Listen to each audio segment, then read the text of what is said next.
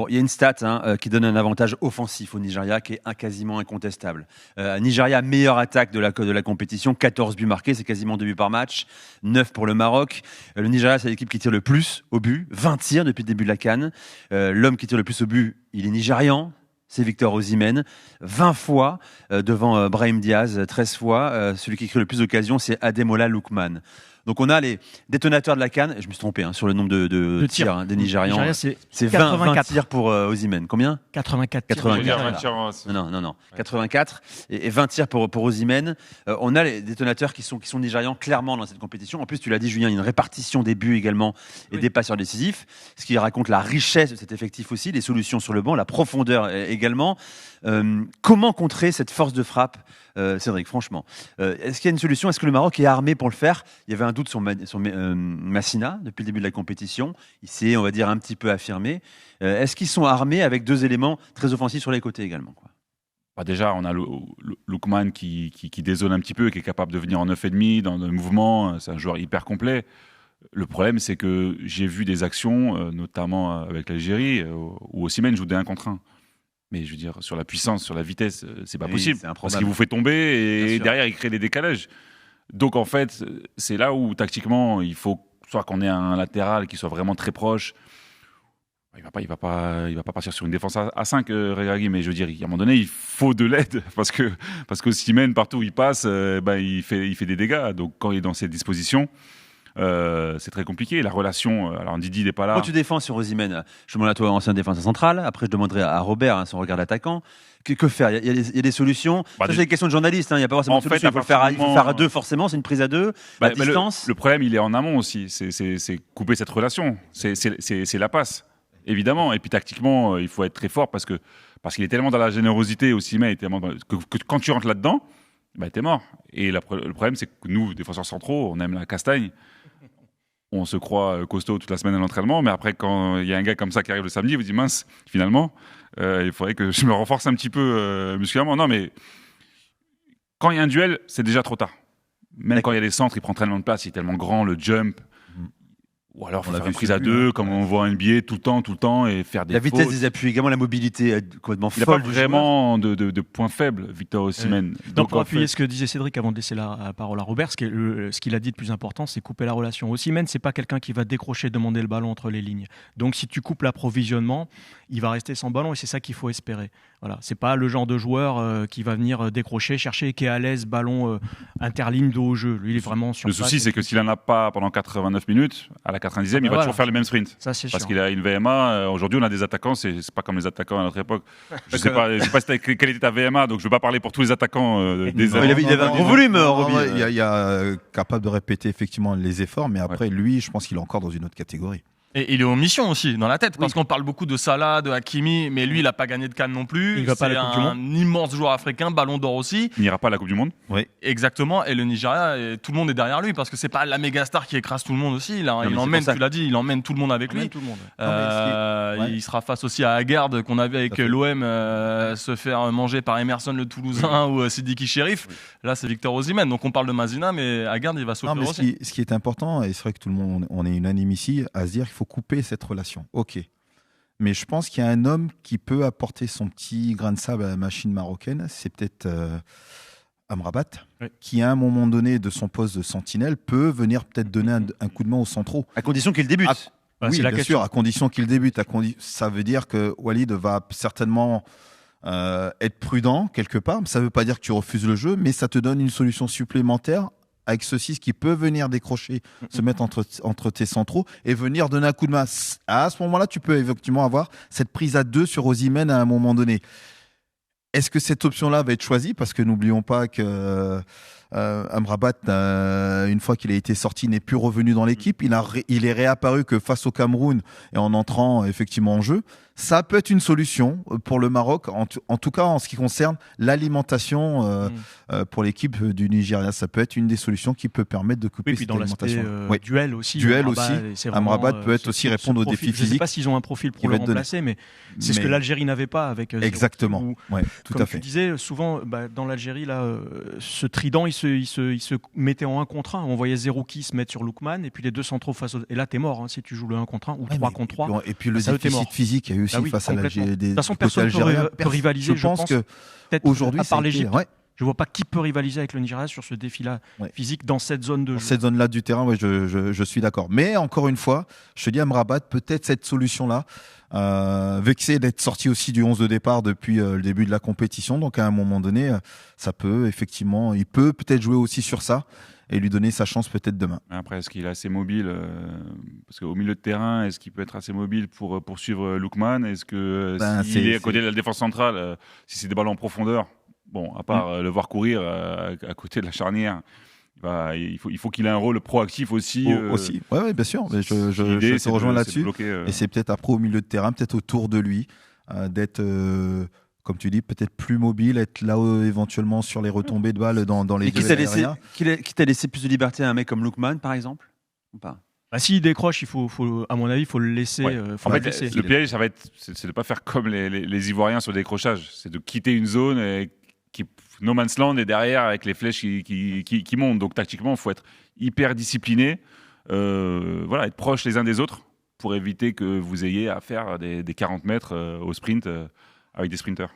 Après, sur les 4 équipes qui restent, c'est le Maroc la meilleure défense. Ils n'ont encaissé qu'un seul but, mais dans des configurations... Et le moins de tirs cadrés également, parmi les 4 demi-finalistes. 4 tirs cadrés seulement subis. Subi, oui, c'est la meilleure défense. Mais ils ont toujours eu la balle, entre guillemets, sauf comme contre le Cameroun. Donc, c'est pas une configuration qu'ils auront demain. Et puis, un garçon qui va avoir aussi une importance phénoménale dans cette gestion de la profondeur, c'est Bono aussi dans les buts.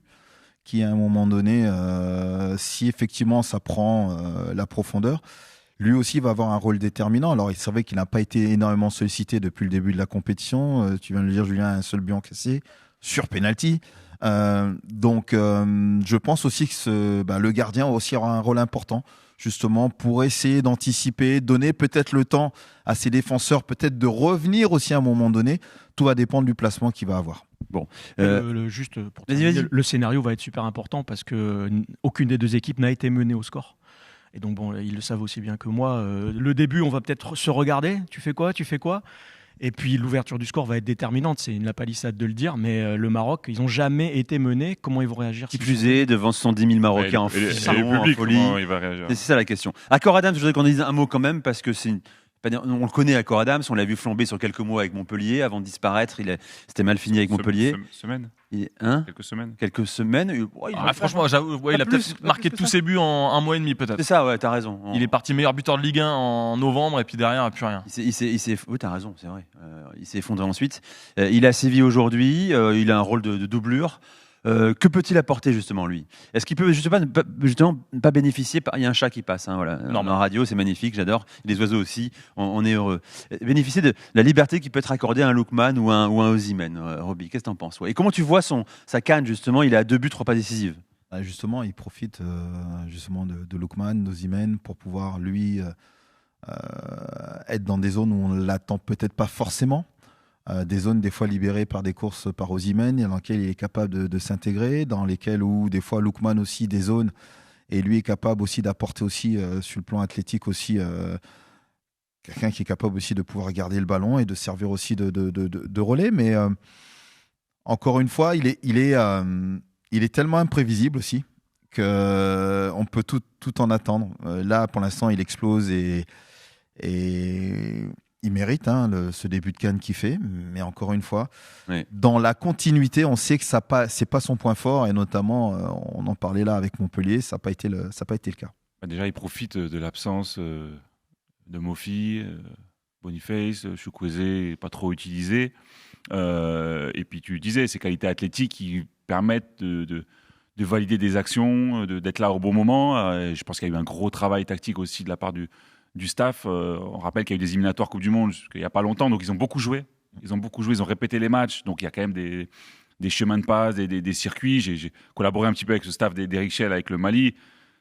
C'est du très bon travail dans l'analyse, dans les entraînements. Donc, même si lui, pour moi, je trouve qu'il a un petit déficit technique sur les appuis remises, les choses comme ça, le jeu court. Dans une équipe qui marche bien, où on profite de ses qualités athlétiques, si en plus il est en confiance et parfois dans une compétition, vous êtes dans la zone et vous êtes bien. Du coup, ça permet de flamber. Après, je trouve qu'individuellement, ça n'a rien à voir avec Lookman et. C'est pas la même trempe de Osimhen, joueurs, mais force est Mais constater que justement, c'est peut-être parce que Osimhen et Lookman ils sont tellement surveillés que lui, c'est ça, il sait exactement. courir très vite, très fort. Et même en termes de statut, parfois sur le terrain, quand il y a trop d'ego, c'est pas forcément pour le bien de l'équipe. Le Nigeria, Non, mais pour Adams, ils en ont eu des joueurs où c'était quand on compliqué. voit le second but qu'il met face à l'Algérie, il y a un gros travail qui est fait auparavant. On voit Osimhen qui est capable de penser de profondeur. Osimhen peut peut-être même y aller tout seul à un moment donné. Il le sert et puis après, il a toute la lucidité d'éliminer Tout à fait, Zidane et oui, puis c'est de ça. mettre le. Déjà, c'est un signe. Si Osimhen te fait la passe et te fait confiance, c'est que. On est d'accord. Bon, après, cet homme-là, Osimhen, crée des espaces. C'est pas mal d'être attaquant à ses côtés également. Tu as quelques boulevards dans lesquels t'engouffrer. Oui, c'est sûr. Oui, c'est sûr. Je vais accueillir Malo, supporter nigérian au 32-16. Salut Malo. Salut à tous. Bienvenue dans l'After Can. Bon, alors, comment tu sens cette demi-finale ? On a parlé de ton trio offensif, on a moins parlé de ce qui se fait très bien aussi défensivement, car c'est solide aussi le Nigeria dans ce secteur, le milieu de terrain aussi. Comment tu appréhendes cette demi-finale face au Maroc, justement ? Régé l'a dit, ça va monter aussi d'un cran pour nos amis nigérians. On n'est pas l'Algérie, en clair. Ouais, c'est ça. Moi, comment je l'appréhende personnellement, c'est une demi-finale de CAN avec beaucoup d'appréhension et de stress à la 24 heures du coup d'envoi. Mais en soi, si je me base un peu sur ce qu'on a vu depuis le début de la compétition, là vous en parliez un peu, le Nigeria est vraiment monté en puissance, même depuis qu'Eric Chell est arrivé aux commandes l'année dernière en janvier 2025. On sent vraiment une progression et qu'on note encore plus forte depuis le début de cette compétition. Voilà, de match en match. Au début, on avait quelques petites carences défensives, on prenait des buts bêtes. Bon là, on a enchaîné deux clean sheets d'affilée. Et non, je suis à la fois, on va dire, confiant quand je me repose sur des éléments objectifs, c'est-à-dire ce que je vois depuis le début de la compétition, mais quand même stressé parce que c'est une demi-finale de CAN. On joue le Maroc au Maroc devant 75 000 personnes. Donc forcément, il faut voir comment les gars vont appréhender ce rendez-vous, même si on a le groupe du Nigeria, c'est un bon groupe. Et c'est Eric Chell qui en parlait également la dernière fois en conférence de presse ou en Zoom, je ne sais plus exactement. Il disait que ce groupe-là arrivait un peu à maturité. On voit après la moyenne d'âge du 11 titulaire, c'est entre 25 et 30 ans. C'est à peu près là où on dit que c'est le prime un peu des joueurs en général. Donc c'est pour ça que moi je me dis que c'est cette année ou jamais, quoi. C'est cette année ou jamais, mais on a un gros morceau en face, le Maroc, à domicile. Et mine de rien, le Nigeria, on voyait Eric Chell et Iwobi très souriants, parce que Chell, je ne sais pas s'il bluffe, je ne sais pas s'il troll, mais en tout cas, il a dit ce qu'il a dit, mais ils étaient hyper détendus tous les deux. Eric Chell, il a dit, quand je me lève, quand je vais à l'entraînement, je vois tout le monde avec le sourire, on souffre ensemble, on kiffe ensemble. On avait la sensation que c'était réel, qu'ils avaient peut-être traversé un traumatisme, on appelle ça comme on veut, un tremblement de terre, l'élimination pour la Coupe du Monde, ce qui est hyper important au Nigeria, parce que j'ai aussi interviewé Moses Simon avant qu'il parte à la CAN. Et il disait au pays, j'apprends rien à personne, mais le foot au Nigeria, il me disait, il y a des gens qui se font kidnapper. Quand il y a un match du Nigeria, les kidnappeurs et les kidnappés regardent le match quand même, ils s'arrêtent pour regarder le match. Tellement c'est important le foot. Et donc il y a aussi ce côté rédemption. Je disais Osimhen, il est aussi en mission. Il y a ce côté rédemption. Il y a peut-être aussi un supplément d'âme côté nigérian qui va être prépondérant. Il y a Simon qui l'a cité, on l'a oublié tout à l'heure. Bien sûr, oui. Je parlais des joueurs offensifs. Donc il y a un rôle effectivement d'appoint. Il joue 20 minutes par match en moyenne. Ouais, mais c'est sympa comme entrée quand même. Ouais, ça passe. Ce type de joueur. Il est meilleur qu'au Paris FC en tout cas dans cette CAN pour l'instant. Moi, Simon, c'est pas compliqué. Malo, juste avant de reprendre Malo, le Nigeria, ils ont fait la plus forte impression juste après ce match contre l'Algérie. C'est la plus forte impression. Et tout le monde est unanime, même les Algériens dans leur mauvaise foi. Même avant face à la Tunisie, mais tu sais, la Tunisie, ils ont abandonné le dernier quart d'heure et ça a failli leur coûter cher. Mais c'est vrai que. Mais l'Algérie, en ayant éliminé la RDC, tu te dis, même moi, je me dis, tiens, quand même, l'impression qu'ils dégagent après le match contre l'Algérie, s'ils sont pas confiants là, les Nigériens, s'ils sont pas souriants là, ils font peur à tout le monde, quoi. Donc, il faut qu'ils dégagent ça. Je voulais qu'on écoute Regragui sur un homme qui doit être important, décisif dans ce match, voire ces deux matchs qui restent à jouer pour le Maroc, c'est Achraf Hakimi. Écoutez le sélectionneur, il en dit plus sur l'évolution de la forme du champion d'Europe français. Marocain. Alors Achraf, comme je l'ai dit, monte en puissance. Alors bien sûr, et naturellement, c'était impossible qu'il soit à 100% sur sa première demi-heure contre la Zambie, je crois. Après, il a fait 90 minutes contre la Tanzanie où il fallait qu'il passe la barrière psychologique de la blessure, des courses aussi. Et là, contre le Cameroun, il a fait un match solide, beaucoup plus défensif qu'il a d'habitude de donner, ce qui est normal dans ce genre de compétition et par rapport à l'opposition. Et il monte en puissance. Il a été grippé un peu avant le match contre le Cameroun. On avait un peu une crainte parce que tu as toujours des risques de blessures musculaires quand tu reviens d'une grippe. Mais malgré ça, il a tenu 90 minutes. Ça montre un peu le joueur qu'il est. Voilà, le joueur qu'il est, Achraf Hakimi, bien sûr. C'est vrai qu'on le voit de mieux en mieux. Alors, il y a ce match face à la Tanzanie qui démarre. On en a parlé, première période plus prudente. On voit qu'il se teste. Sur la deuxième, il se lâche. On le retrouve quasiment tel qu'au PSG, très offensif. Plus prudent sur le quart de finale. Ça va être intéressant d'observer son comportement également, dès le début du match, à Achraf Hakimi. Je pense qu'il va commencer prudent. Il va commencer prudent. On commence pas prudemment contre le Cameroun. Et puis...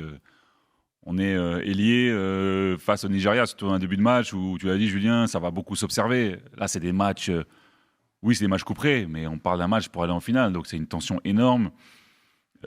Sur les premières courses, les premières montées, les premières transmissions, voilà, on n'est pas hyper relâché. Enfin, il y a certains joueurs, ils sont faits pour ce genre de match, mais en général, il y a quand même de la tension. Et là, lui, par rapport à son positionnement, il est tellement important de ne pas laisser des espaces, le manque de vitesse de sa charnière. Qui va jouer au milieu, si c'est un milieu qui prend sa place quand il monte, comment c'est compensé. Tout ça va faire que le match Hakimi sera prudent ou pas, mais s'il était prudent il y a quelques jours, il va l'être aussi au moins au départ. Qu'est-ce que tu en penses ? Comment tu juges sa CAN pour l'instant, justement, Robert, toi ? Au même titre que Walid Regragui, ce qu'il a dit, hein, c'est-à-dire que ça monte en puissance. J'ai même tu trouves qu'il est près du 100% ou pas ? J'ai du mal à y croire quand même. Non, pas encore proche du 100%, et je vais vous dire pourquoi aussi. Même s'il a été prudent face au Cameroun, je pense qu'il a aussi géré aussi ce déficit de rythme qu'il n'a plus depuis malheureusement sa blessure. Et je pense que face au Cameroun, on l'a vu offensif à certains moments, et notamment en première période, quand l'équipe mettait ce rythme, il était capable d'être trouvé plus haut. Mais je l'ai trouvé en seconde période beaucoup plus prudent avec les quatre. Il est monté vraiment à bon escient quand il y avait vraiment tout le couloir qu'il pouvait vraiment apporter. Mais je l'ai trouvé plutôt en gestion face au Cameroun. Et je pense que tout cela aussi va avec le manque de rythme aussi. Tu ne retrouves pas un rythme comme ça du jour au lendemain, surtout quand tu as été arrêté quasiment cette semaine. Oui, puis de toute façon, il n'aurait pas fait cette série de matchs. Là, je ne sais pas, peut-être que tu sais combien de matchs il a joué d'affilée en titularisation, Hakimi, mais c'est exceptionnel. Il était pas loin de 60-65 voilà. Avec la Coupe du Monde des clubs, etc. Ah, donc c'est exceptionnel. Et quand tu arrives à faire ça, ça veut dire que tu as une autodiscipline, que tu connais bien ton corps, que tu es très fort dans la récup, l'hygiène de vie et ce qu'on appelle l'entraînement invisible. Donc s'il a réussi à faire ça, c'est qu'il est très intelligent par rapport à ce que dit Robert, la gestion des efforts, de soi-même. Il se connaît très bien. Donc, comme dit Cédric, il va savoir gérer demain. Ah, il a un staff énorme, t'as raison, on avait bossé là-dessus au moment de la Coupe du Monde des clubs aux États-Unis parce que lui, il enchaînait énormément et surtout, non seulement il enchaîne, mais il a une activité sur le terrain qui est démentielle. Enfin, tu te dis, il y a Vitinha, Neves et Hakimi qui doit courir 12, 13 km, 14 km parfois et il est juste dans tous ses mouvements, il perd pas un ballon. Alors après, peut-être qu'il a fait monter la sauce jusqu'au dernier moment pour tout lâcher dans ses demi-finales. Parce que Regragui lui-même, il a dit pour l'instant, on a fait une petite canne, il l'a pas dit comme ça, mais il a dit on a pris des risques contrôlés, ça c'est l'expression qu'il a utilisée. Et là, on sent que le moment de lâcher les chevaux, c'est quand il y a les 4 Avengers qui sont réunis en demi-finale et Hakimi, s'il doit se répéter, en fait, c'est maintenant. Mais là aussi, pardon, juste pour souligner le travail du staff du Maroc. Même la France, des fois, il y a eu des joueurs comme ça qui n'ont pas été bien gérés. On s'est posé la question de Amin Gouiri, est-ce que l'Algérie n'aurait pas pu le prendre ? Là, ils l'ont pris, sachant qu'il raterait les 3 premiers matchs, c'est ça, si je me trompe pas. Ouais, il aurait pu rentrer d'être en quart. Donc il y a un travail très professionnel du staff marocain et de discussion avec le staff parisien, qui n'est pas toujours le cas. Donc ils ont très bien géré un potentiel Ballon d'Or. Cédric, juste pour revenir sur la prestation d'Hakimi, c'est vrai que face au Cameroun, peut-être qu'il a géré aussi parce qu'il a vu que collectivement, ils étaient 2 tons au-dessus. Cette équipe camerounaise, il dit ça sert à rien que j'aille faire des courses démesurées. Collectivement, on est bon, on gère. Peut-être que là, au contraire, ça va être difficile et il va falloir qu'Hakimi il apporte la solution offensive pour débloquer la partie. Donc c'est ce qu'il a fait notamment contre la Tanzanie. Hein. Ouais. Quand il a appuyé sur l'accélérateur, il a libéré sa sélection. Alors, l'enjeu sera émotionnel, bien sûr, aussi pour Hakimi, parce que certes, il a joué une finale Ligue des Champions qu'il a gagnée. Là, c'est au Maroc, une demi, devant son pays, devant son public. Il y a aussi l'enjeu arbitral, car vous le savez, c'est la CAN de l'arbitrage. Jamais on a couvert une compétition avec autant de polémiques sur l'arbitrage. D'ailleurs, on connaît la nationalité de l'arbitre, c'est important aussi, la nationalité. C'est Daniel Ni Arietey, il est ghanéen. L'assesseur VAR, qu'on regarde beaucoup aussi, c'était 5 fois le même même pour le Maroc. On a changé, ça y est. Ce ne sera pas le même assesseur VAR. Ce ne sera pas le Congolais René Daniel Louzaya. Ce sera le Sud-Africain Abongile Tom, histoire sûrement d'éviter toute polémique ou suspicion. Et une question a été posée sur l'arbitrage à Walid Regragui. Tiens, on va l'écouter. Il a poussé un coup de gueule sur le sujet. Écoutez-le.